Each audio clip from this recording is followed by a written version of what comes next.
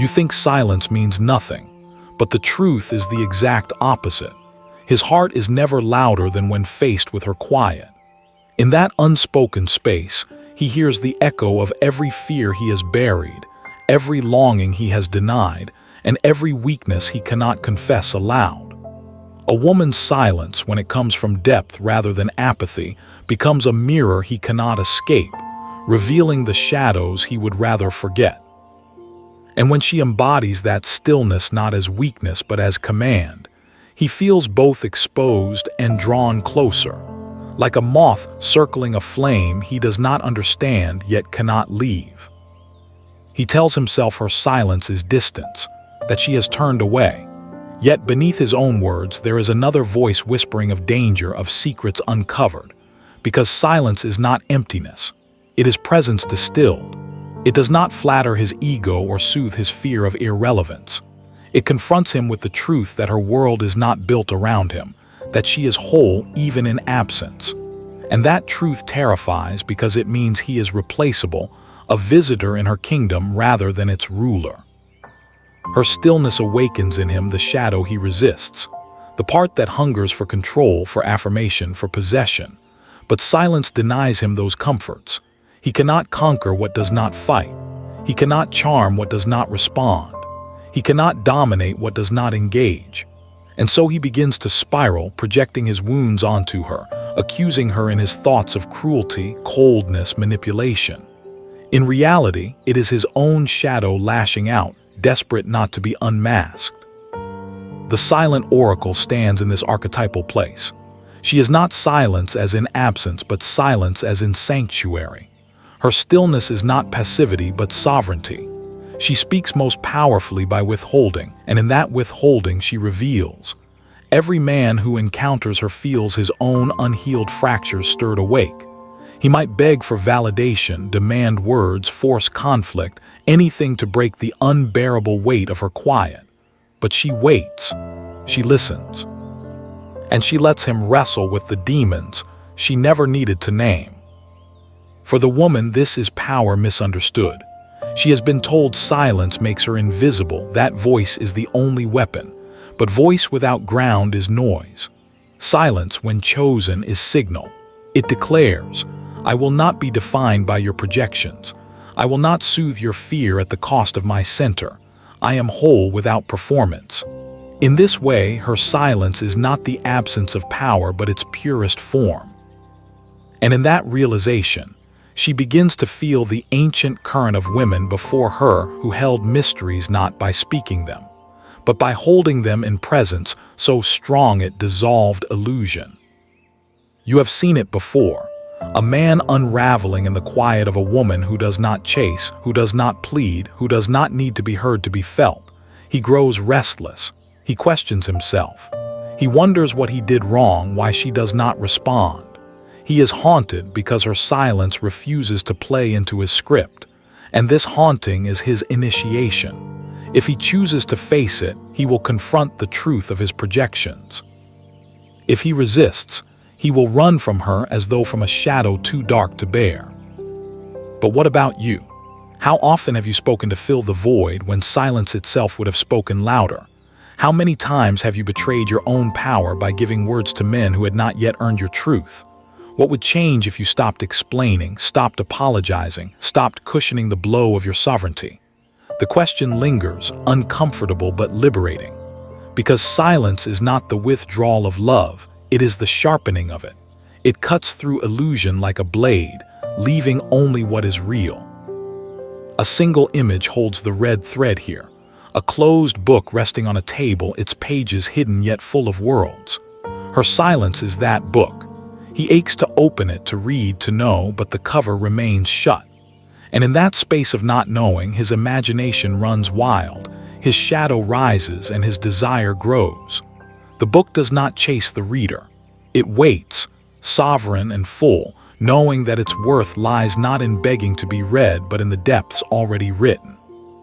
The tension builds because silence is not sustainable forever. It demands response. For him, it may drive either collapse or transformation.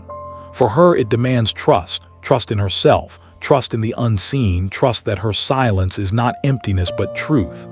And as that trust deepens, something unexpected happens. Silence turns from weapon to sanctuary, from confrontation to invitation. But that shift cannot be rushed. It is the crucible of transformation, and he is only beginning to feel its heat. He believes he can escape it by walking away, by seeking noise elsewhere, by filling the void with voices that flatter his ego. Yet the silence follows him, echoing inside, reminding him of what he fled. Because silence is never truly abandoned. It lingers, it waits, and one day it returns in a dream, a memory, a longing that refuses to die. He realizes too late that silence is not absence but presence eternal, and in that realization, he begins to see her not as enemy, but as oracle. The deeper layers of this truth are only just beginning to stir, and the silence is about to reveal a darker confession of his heart than he ever intended to admit. He cannot articulate why her silence weighs more than her words ever did. It settles over him like dusk, the kind that makes every outline sharper, every shadow longer, every sound unbearably loud. In that muted space, his own voice becomes distorted. He hears the anger he pretends not to have, the insecurity he masks with bravado, the yearning he conceals beneath indifference. Her quiet does not create these feelings, it amplifies them, like a mirror held steady before his soul. And the longer he stares, the harder it becomes to deny that what he sees is not her judgment, but his own hidden confession. A man longs for certainty, for control over meaning. Words offer him that, a way to anchor himself in her responses, to gauge where he stands. But silence strips that away. In the absence of cues, his imagination runs wild and his unconscious spills into the void. He wonders if she is disappointed, if she is testing him, if she is withdrawing her love, or if she is stronger than he ever realized. The not knowing consumes him. This is the essence of the shadow, the eruption of fears and fantasies that thrive where clarity is withheld. Her stillness is not passive, it is catalytic. The silent oracle knows this without needing to think. She is not calculating, not manipulating. She simply understands that silence is a current deeper than words. To stand in that space without breaking is an act of immense power. It is the refusal to soothe a wound that is not hers to heal. It is the defiance of being drawn into a dance of projection where his fear becomes her responsibility. She lets the silence stretch, and in doing so, she forces the question.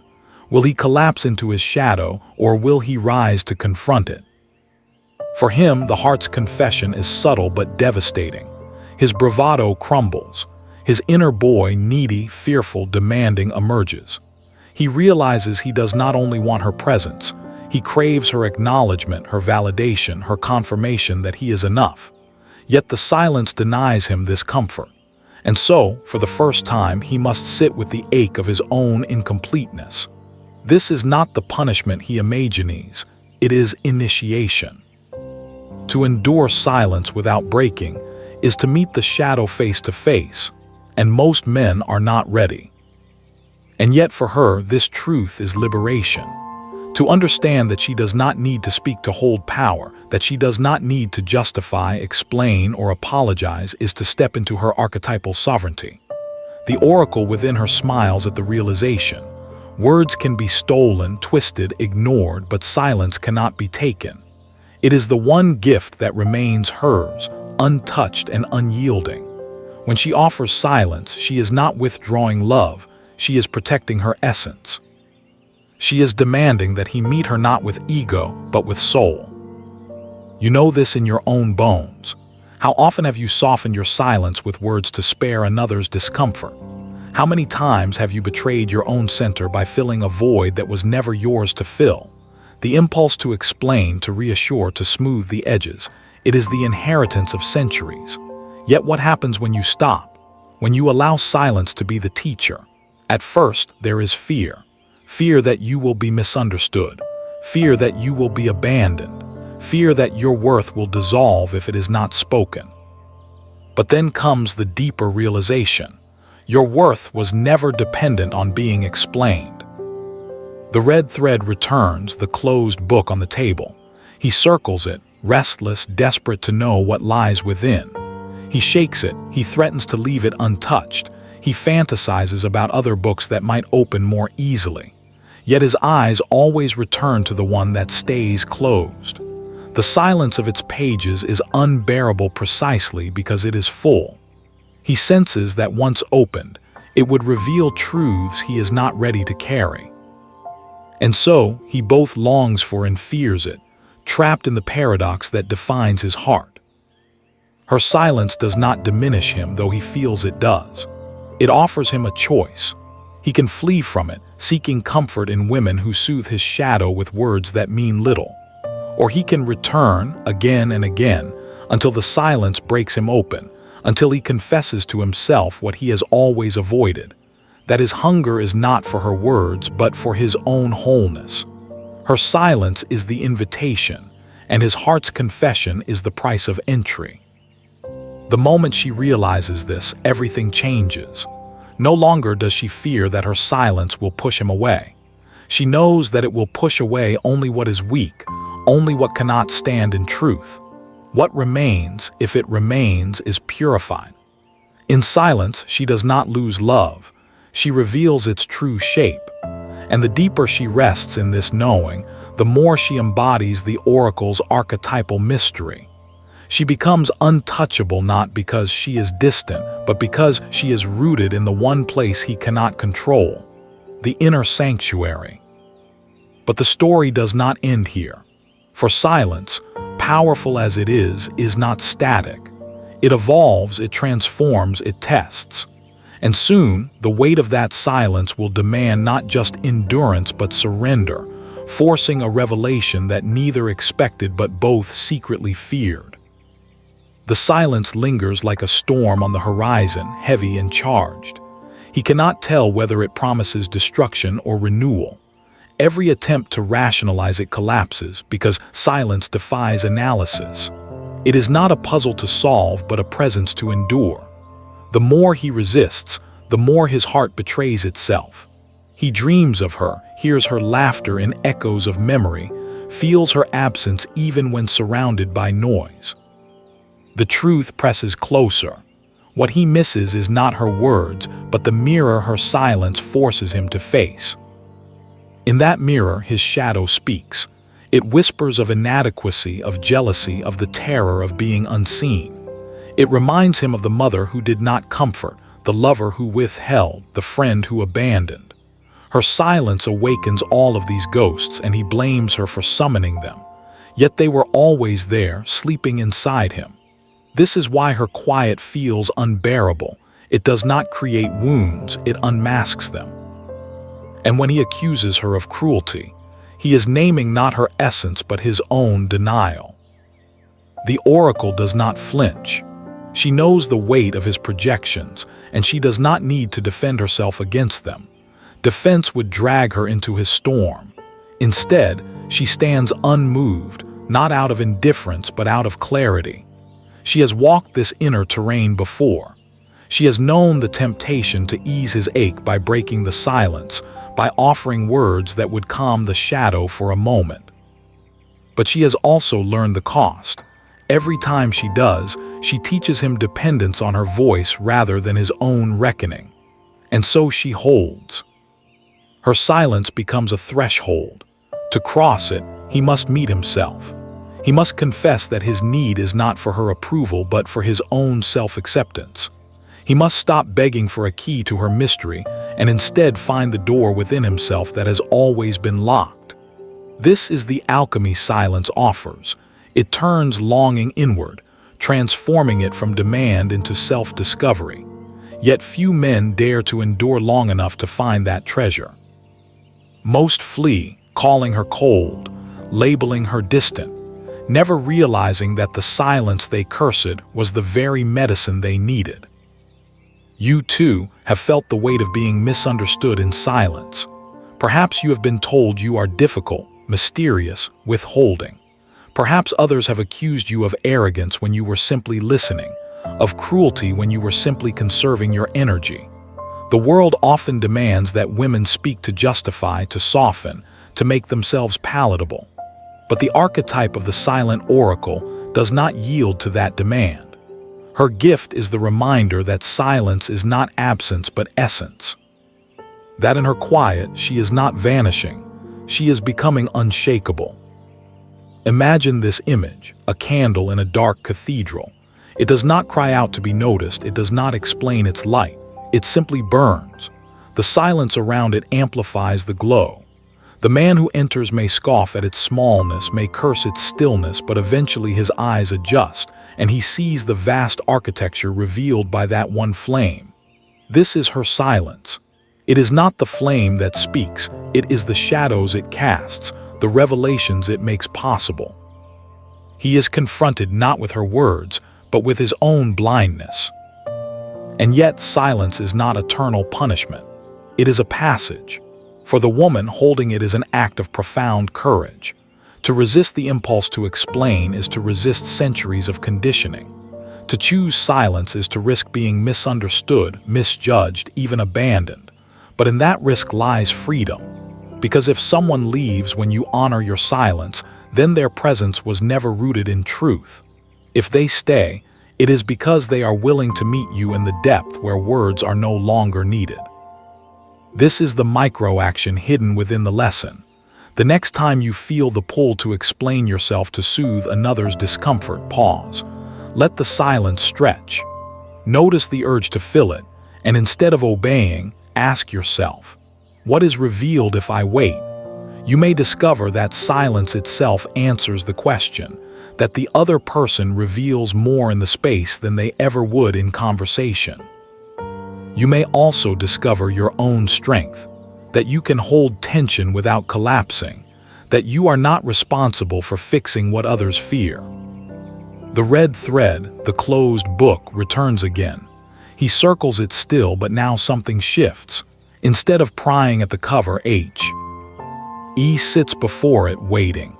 He realizes that perhaps the book does not open to force but to presence.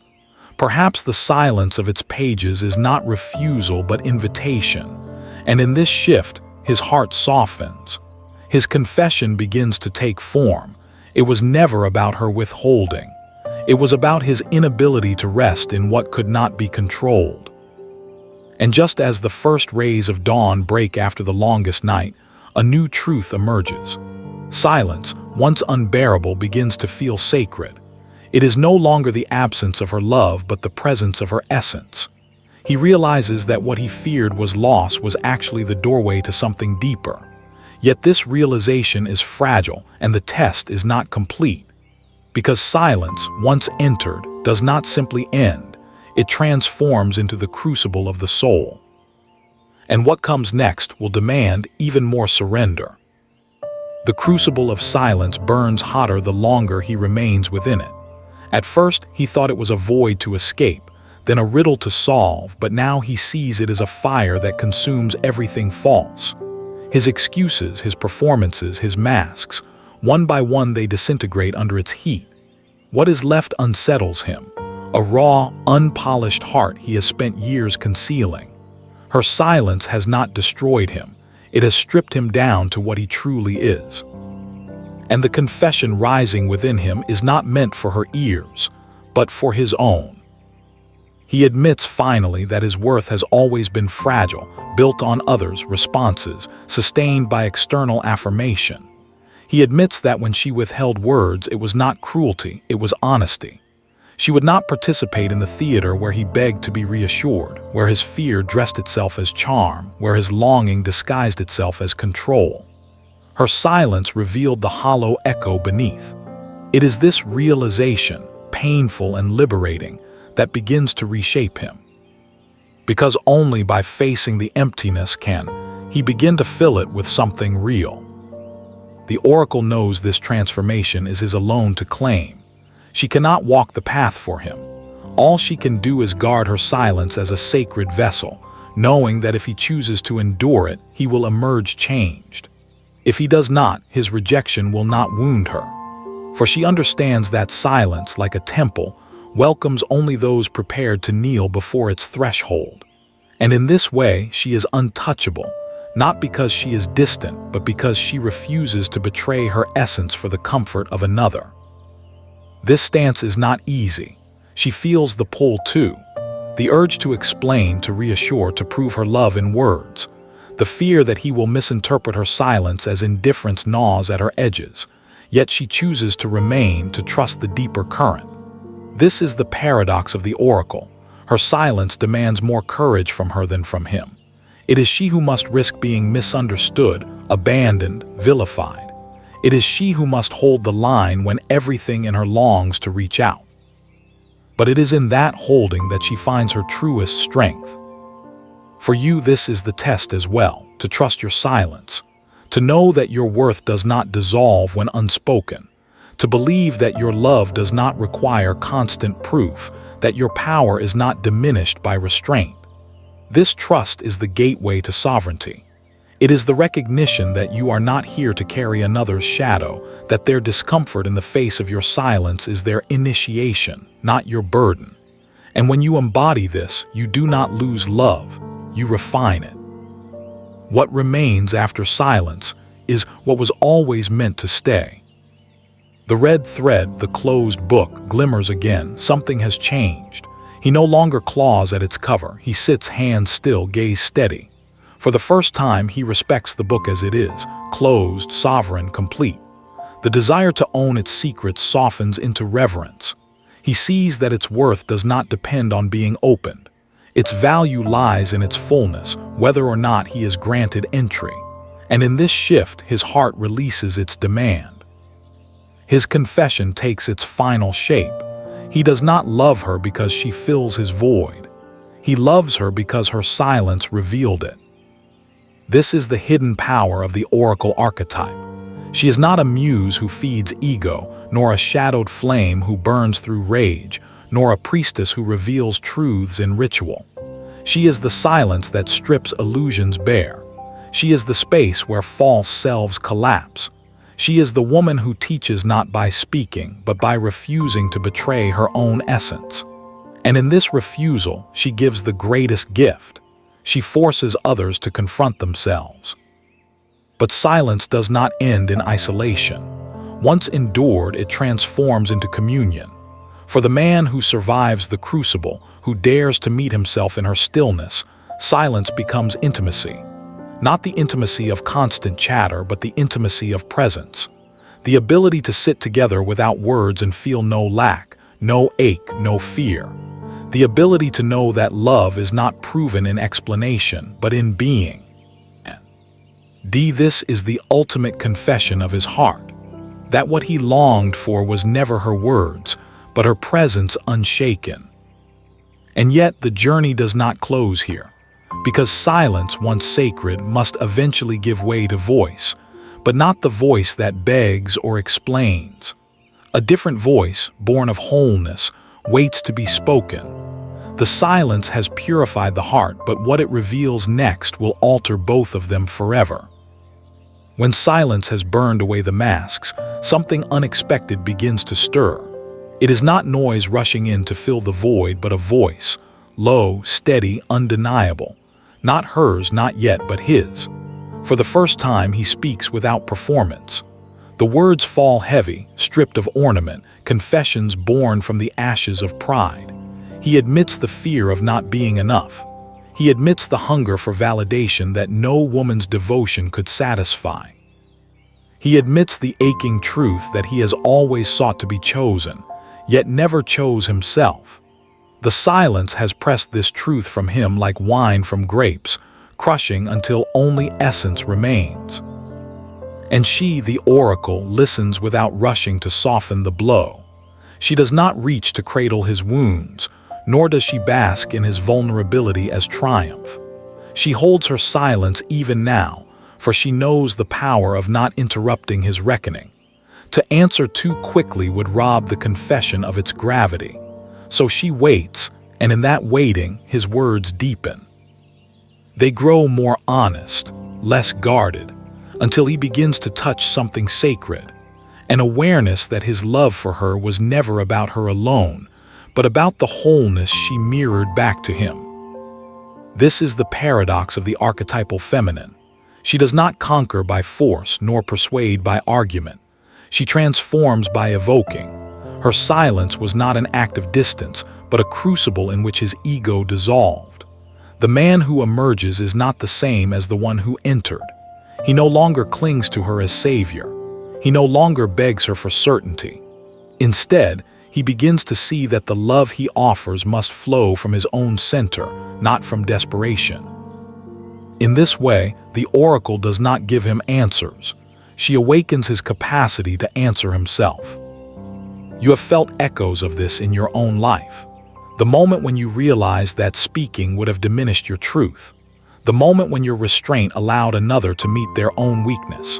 The moment when your silence revealed more than explanation ever could. These are not accidents. They are glimpses of the oracle moving through you. Each time you resist the urge to abandon yourself in service of soothing another, you step deeper into her archetypal current. And each time you hold that silence, you refine the kind of love that cannot be manipulated, because it is not born of fear but of sovereignty. The red thread, the closed book, reappears for the final time. He no longer claws, no longer demands, no longer even waits. He simply places a hand upon its cover with reverence, as though acknowledging it not as possession but as mystery. In that moment, he realizes the book does not need to open. Its value is not in disclosure but in presence. To sit with it, to honor it, to love it without needing to consume it, that is enough. The confession of his heart is complete.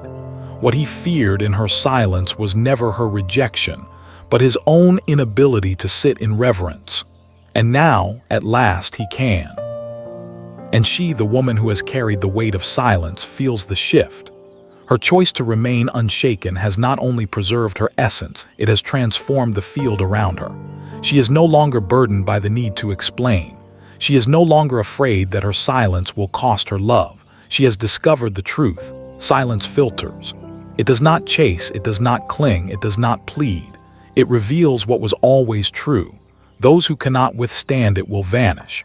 Those who can will rise. And in that rising, love becomes possible. So the grand reward arrives, not as a dramatic revelation but as a quiet revolution. She discovers that her worth has never been dependent on how much she speaks, how much she explains, how much she smooths the fears of others. Her worth is intrinsic, immutable, sovereign. The silence she once feared would isolate her has instead become the foundation of her freedom. And the love she receives from this place is no longer begged for. It is chosen, mirrored, returned without demand. Ask yourself now, when did you first realize that your worth does not depend on how much you give, how much you explain, how much you bend? That moment, however small, is your initiation into the oracle's path. Honor it, share it. Let it remind you that your silence is not emptiness, it is your crown. Leave a comment below about the moment you realized your worth doesn't depend on anyone else. The woman who knows her worth doesn't chase, she chooses.